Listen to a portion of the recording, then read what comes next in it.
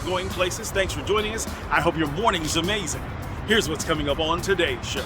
I'll introduce you to Tanya Lewis, who for the past 20 plus years have made sure that young people go back to school with the necessary supplies for success. We'll talk with Lauren Gay, the outdoorsy diva, about empty nest syndrome. And we'll talk with Ricc Rollins about transitioning from high school to college and how to do it successfully so. All of this and more on this edition of Going Places, starting right now. Tanya Lewis is Tampa's angel, because every single year, Tanya makes sure that no child goes back to school without having the proper supplies for success. Recently, she received a Community Advocate Award because that is exactly what she is, a community advocate. Won't you help me welcome to Going Places, the one and only Tanya Lewis. Thank you, Mr. Rollins, and thank you for having me on your show. I appreciate it, and you already know how I feel about these interviews. So I am humbly grateful and thank you. It's just been a busy, eventful month and week. Yeah, this is, first of all, I want to thank you. I know that this has, as you said, been a really eventful week, so I thank you for joining us under these circumstances. So Tanya, tell me how you started this. Well, the back to school started in my backyard almost 29 years ago with 50 book bags. It was initially a vision of mine because I was one of those underprivileged kids growing up that didn't have, my mother traveled down the streets and to recreation centers and places to get, school supplies for me and my brother, because we did not have. And I remember traveling miles and miles and the supplies ran out. And I always remembered, I didn't ever want to feel like that again. And I always was going to grow up to make a difference, to make that change. To if I wanted to hand out book bags or do anything, that it'll never run out. And run out, it does not. I have watched, I have participated, I have stood back in awe of how you do this, because it does. It seems like when it looks like we're to the bottom of the barrel fills back up again. Yes, we're pulling multiple book bags from underneath and we are replenishing where it depreciates. So I just always remember when I'm looking at those children come in that building, I am that kid. Yes, you are. Yes, you are. And I see it. I watch you and I see you watching them. See, you don't know when you're being watched, but I watch you, because it's amazing to see how your face lights up and how your heart swells up with every single one of those book bags. In other words, you never get jaded and this never gets old. It just gets better and better. So Tanya, tell me something. Let's talk about how you do this. Now, I would assume that Children with a Vision, which is the foundation that and the nonprofit that does this, is not funding it by itself. I know that there must be community partners with this. There are so many community partners, and I just want to say I am so grateful and blessed to have built the relationships with corporations, with mom and pop local businesses, with the everyday people who just believe in my vision, to be a blessing for our community as a whole. So when I do these events, and I do almost 7 major events all year round, and each event is significant and it plays a toll as a part of my life, as I keep explaining over and over again for so many years. It is a privilege and an honor to have these repeated sponsors for 30 years. Yes. 30 years. It's a blessing. And it's amazing that you've been doing it since you were one. No. Well, thank you. So again, it's an honor to have all these corporations and local business partners and collaboration. And now it's more like it's a family reunion. And when it says it takes a village, it takes a village. And everyone comes on site.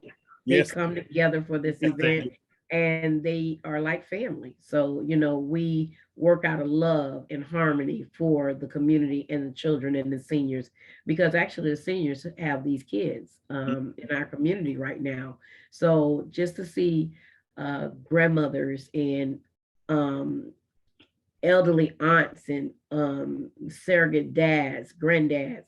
It's a privilege and an honor to just greet them with open arms and just try to give them everything, because unfortunately they don't get the assistance because there's their siblings. So we just try to take that burden and that havoc off of our caretakers. And you don't try, sister friend, you do it. Yes. You do it every single year. So let's tell the people how they can participate. Is it too late for donate? Let's start here. Is it too late for donations? No, we're receiving donations all the way up into the door. You can bring it to the location. You can call me 813-235-5656. One more time for people in the back. Yes, it's 813-235-5656. That is my cell. And if I don't answer, leave a message, but 9 times out of 10, I will answer my phone and I'll come pick it up. So tomorrow morning, Sunday, what time, where? We're going to be at Reagan Park Community Center. That is 1200 East Lake Avenue, Tampa, Florida, 33605. And the event starts from 12 and it ends at 6 o'clock. No registration, first come, first serve until supplies last. And then also as well, the children must be present. Let me repeat that again. The children must be present. Be present to receive all the donations. And when we come back, the Outdoorsy Diva helps with empty nest syndrome right after this.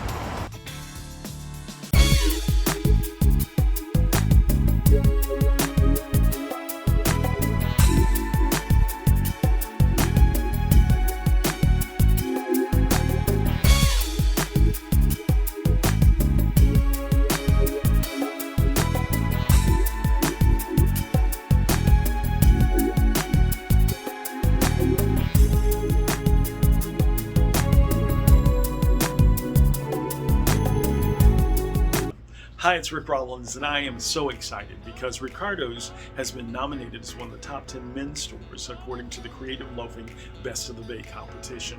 And I need your help. I need your vote. Here's how you do it. Step 1, go to cltampa.com. Once you're there, you'll click through to the Best of the Bay banner. Step 3, you'll locate Goods. You'll click through, and Step 4, you'll find Best Clothing Boutique Men's. Click through to that, and you'll find Ricardo's Menswear. That's where you'll cast your vote, and you're done. Thank you for voting. Now, would you do me one more favor? Tell everybody you know, and even strangers on the street, to vote for Ricardo's Menswear. We look forward to seeing you here at West Shore Plaza in the soon coming day for any of your style needs. And remember, this is where style begins. Take care.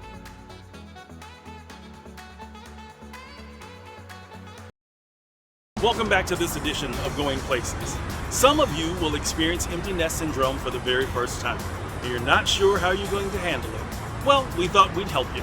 The Outdoorsy Diva has 5 tips that will take you through. Take a look. The Outdoorsy Diva's back, but this time she's in the house, and we're talking about a subject that in the course of our getting to know each other, I said, Lauren, that's a show topic, and that's being an empty nester. So some of you are getting ready to experience that for the very first time, and here to make it a little bit easier is our own Outdoorsy Diva, Lauren Gay. Hi, Rick. Happy to be back on the show. Glad you're back. Glad you're back. So let's talk about how you became an empty nester.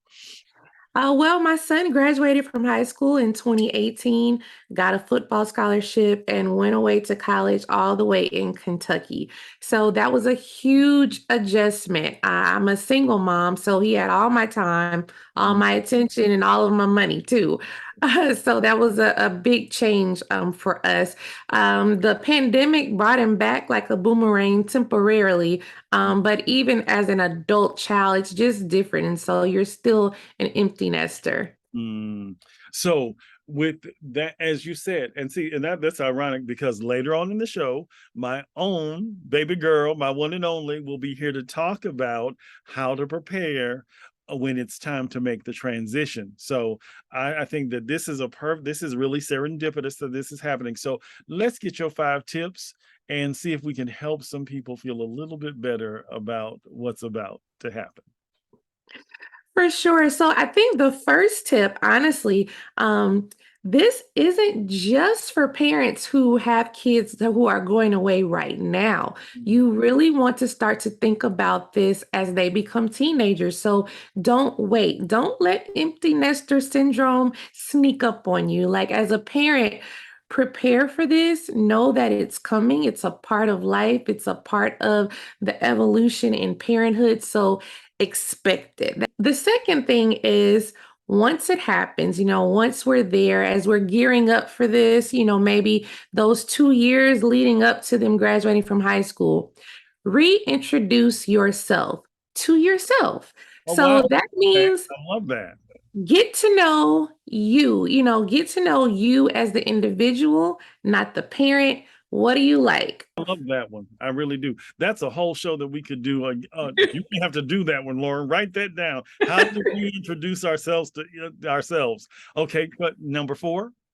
So we're on number 3. Yeah, Okay. number 3. But this ties into what we just talked about. So as you're getting to know yourself again, you want to set goals, set actionable goals, short-term goals, long-term goals. It can be as simple as, I'm gonna go to the movies once a month and see an adult's movie. If you're tired of going to see Marvel and kids movies, it could be, I'm gonna have date night with my significant other, once a week now. We don't have to go and get a babysitter. It could be, I'm gonna plan an international trip by myself. I'm gonna plan a girls trip.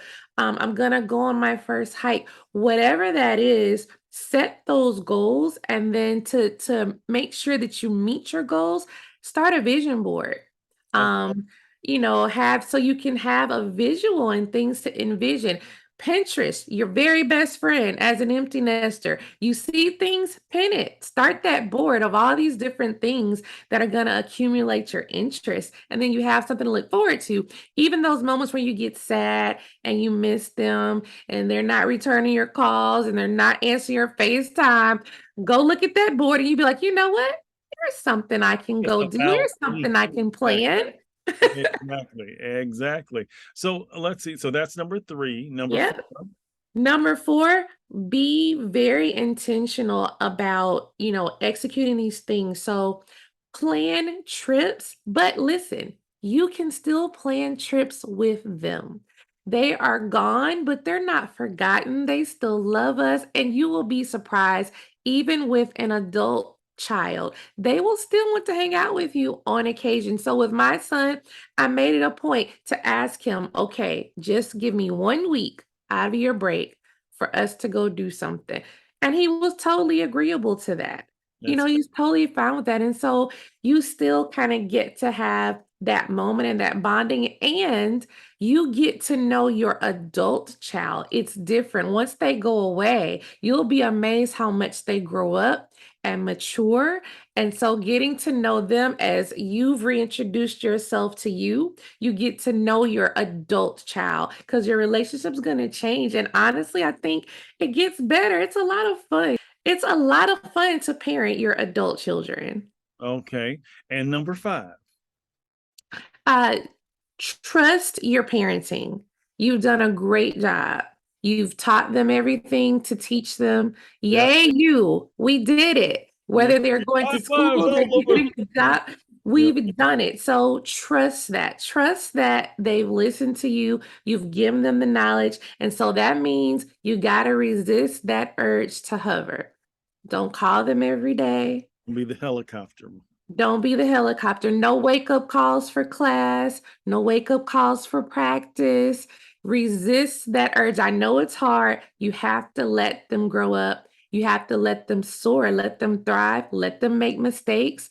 Let them know you're there to support, but let them be the adult you've raised them to be. I know it's hard, but you can do it. And honestly, you're going to worry yourself to death about something you can't control, however far away they are. So don't do that to yourself. Let them go.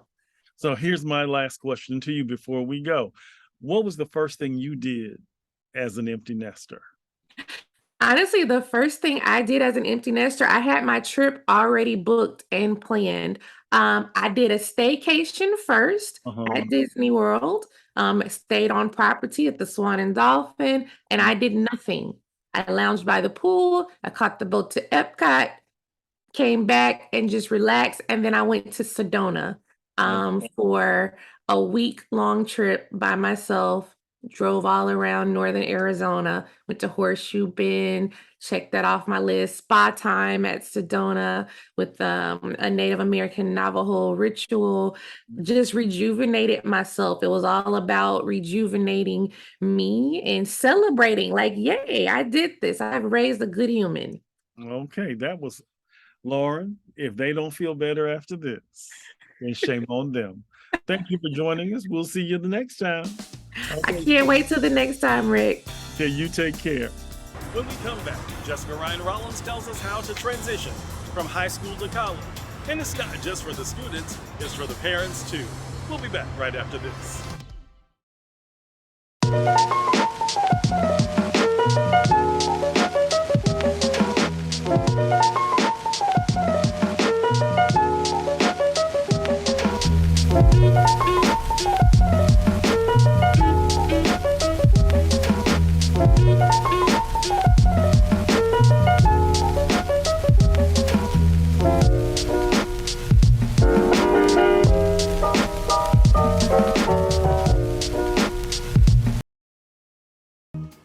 Hi, I'm Arlene.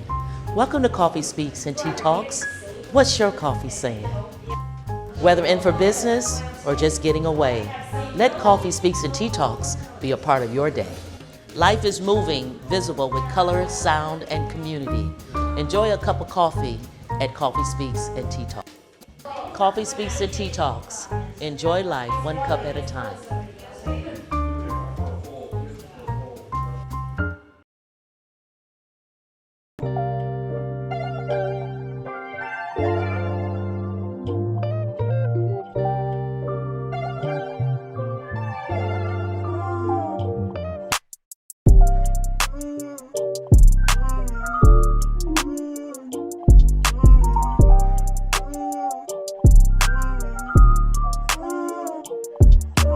So that's what real style looks like. Ricardo's, West Shore Plaza. Hi, it's Ricc Rollins, and I am so excited because Ricardo's has been nominated as one of the top 10 men's stores according to the Creative Loafing Best of the Bay competition. And I need your help. I need your vote. Here's how you do it. Step 1, go to cltampa.com. Once you're there, you'll click through to the Best of the Bay banner. Step 3, you'll locate goods. You'll click through, and step 4, you'll find Best Clothing Boutique Men's. Click through to that, and you'll find Ricardo's Menswear. That's where you'll cast your vote, and you're done. Thank you for voting. Now, would you do me one more favor? Tell everybody you know, and even strangers on the street, to vote for Ricardo's Menswear. We look forward to seeing you here at West Shore Plaza in the soon coming day for any of your style needs. And remember, this is where style begins. Take care.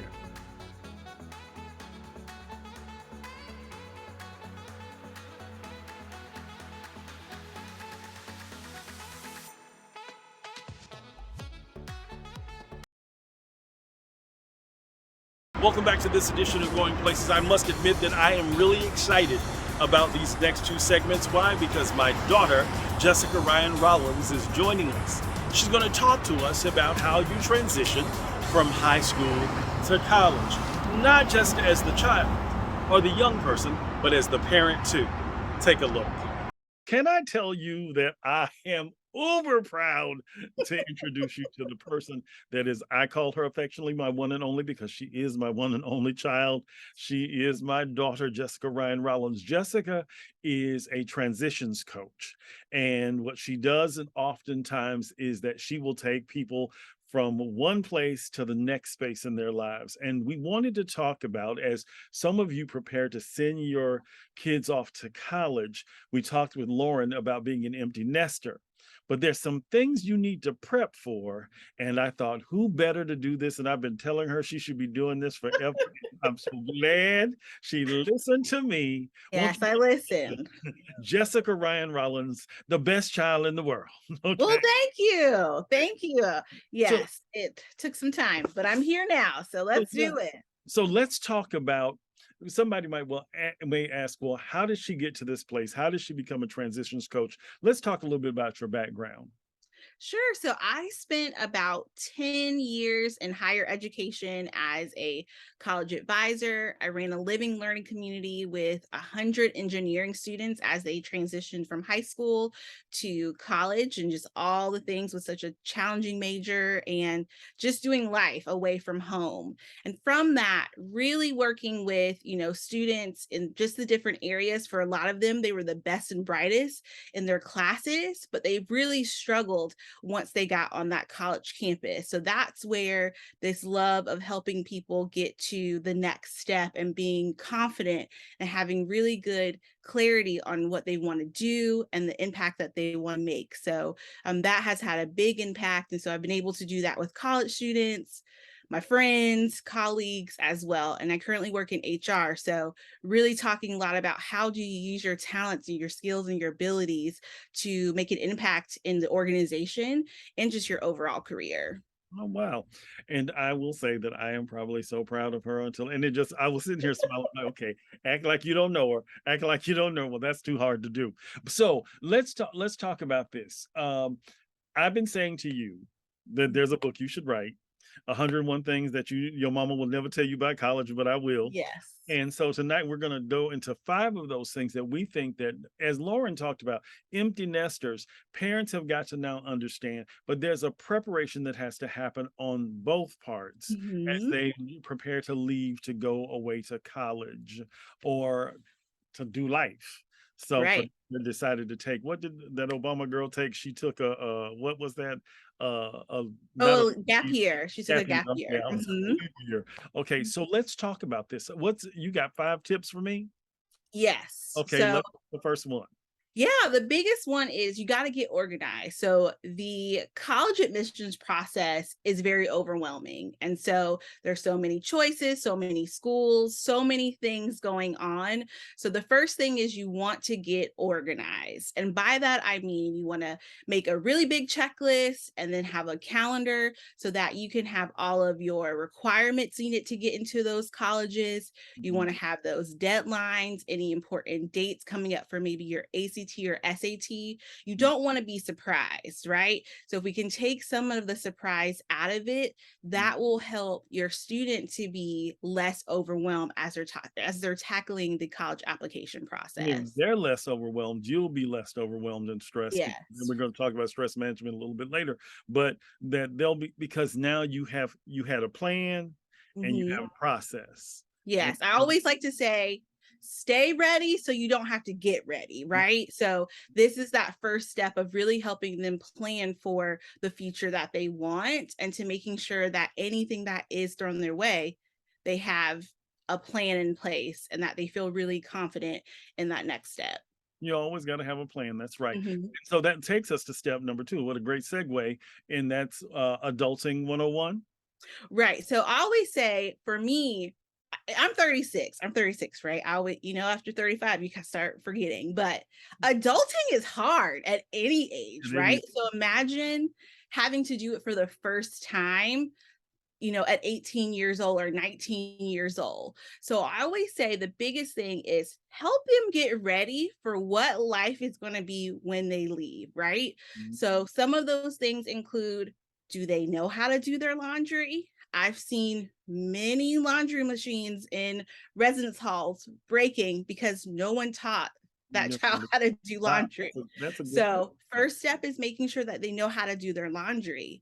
Another thing is, do they know how to grocery shop? Also, do they know how to make a meal? So this is a great time to include them in some of those day-to-day adulting activities that you do so that they can at least, cook for themselves if they don't have, that meal plan. And the other things is, right, money, right? So what does that look like, right? So the biggest thing there is, we have the conversation about what is budgeting? What does that look like? When you leave, what bills are they going to be responsible for, if any? So you don't want to have any surprise once you drop them off and get them settled. It's important that they have these, daily adulting skills. Start working on them before they leave. Right. I think it was important. We talked about if they aren't going to pay all of their bills, make sure there is a bill that they're paying. I said that they should pay their cell phone bill because that is often the one that they're going to make sure that gets paid. Right, for sure. That they're like this all the time. All you see is thumbs, the TikTok, the Instagram, the YouTube. So I always say, like, if you're going to pay the bill, like, be investing, learn something, from that good old cell phone as well. Exactly. And number 3. So number 3 is decisions. They're making a ton of them, right? So for the first time, a lot of them, this is the biggest decision that they're making about their life. So you want to make sure that they feel really confident and also have assessed like who they are as they're making decisions about what school to go to, what major that they might want to have, or even what potential career. So with that, I say kind of look at it in 3 parts. I like to break things down as much as I can. Okay. So first, let's look at values. What's important to them in a school that they go to, but also what's important to them? What impact do they want to make on this world? So that's where your values come in. Then I say, look at your interest area. So what gets you excited? What do you like to read about? What do you like to listen to? What are you talking about with your friends? And then look at your skill set. So what are you good at? What are people telling you you're good at as well? That can help really kind of narrow some of those things down about what school do I want to go to, but even what major or potential career. And I always tell parents, it's okay if they do not have a major. It is not the end of the world. They can still get into college without declaring a major, because most college students, let's be honest, will change it 1, 2, several times during their time away at college. Well, we're almost out of time. I hate interrupting our conversation with Jessica Ryan Rollins, as it was just getting good, and it'll be equally as good on next week and informative. Be sure to join us next Saturday morning right here on Tampa Bay's MOR at 8 o'clock, and you can catch encore episodes at 5 a.m. on Saturday and Sunday mornings. You can always find us on YouTube and streaming worldwide. I don't know what I would do without you joining us on the journey, and I don't want to find out. So be with us next week. Until then, as we continue ours, we ask that you are blessed on yours. Take care. We'll see you next time.